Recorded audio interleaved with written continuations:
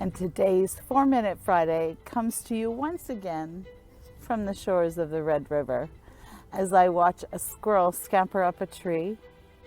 I think there's a goose somewhere in the background, and there's a duck as well on the river. How wonderful. I was a bit stuck this week about what to talk about. And then this morning it struck me, oh yeah, it's Mother's Day this weekend. So I think I want to broach the subject of Mother's Day. And I'll start with talking about my mother. Oh, there's so much to say. There's so much I learned from my mother. My youngest memory is one of planting marigolds in the backyard on a house exactly on this street, so that's kind of cool that we're here. And although I don't remember how old I was a toddler, I do remember the pride in being able to plant these little flowers and watch them grow. Perhaps that's where my love of the environment actually started. Our house was never without flowers. Being widowed at a very young age, at the age of 35, she started a florist shop. Our dining room was at one time the start of this florist shop. And then when she became allergic to flowers, she had to pivot as well, just like we have to today.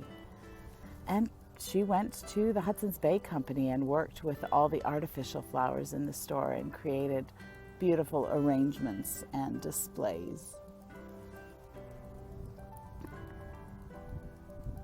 It really was interesting to watch, or rather today to reflect on the life that we've had and how great a role my mother has played on everything. As I mentioned, we had a garden all the time. There was always vegetables in the garden. But in addition to always having a garden, my mother was always composting. Again, perhaps that's where my need to compost and, rather than throwing things in the trash, bring things to the earth so that it benefits the earth. Which is kind of a cool way to think about it, because then actually my mother has left a legacy that has continued on with me and will hopefully continue on with the next generation as well. And I would be remiss if I didn't speak about all the aunties I had. I came from an era where we didn't call people by their first names. Everybody was Tante, auntie in German.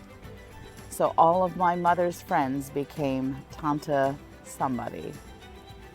And that kind of created a closer bond as well with those women. And it also made them as a mother figure. And when we spoke, I listened with respect about what they had to say. And I have to say that many of my mother's friends, though so many of them are already past, have had some encouraging grandmotherly influence on my daughter as well. Motherhood is actually amazing, and it's a miracle. When my daughter and my mother and I used to travel, I called us L Trio because each of our names started with L. My grandmother's name did not start with L, so I couldn't add her to the mix. But I feel I've come from generations of very strong women, and I am sandwiched in between a very strong child as well. So that legacy of inner strength lives on. How amazing is that? So now, who has that influence on you? Whether it's your mother or an auntie or a mentor or a big sister, any mother figure is to be celebrated this Sunday. And I want to wish you all a happy Mother's Day.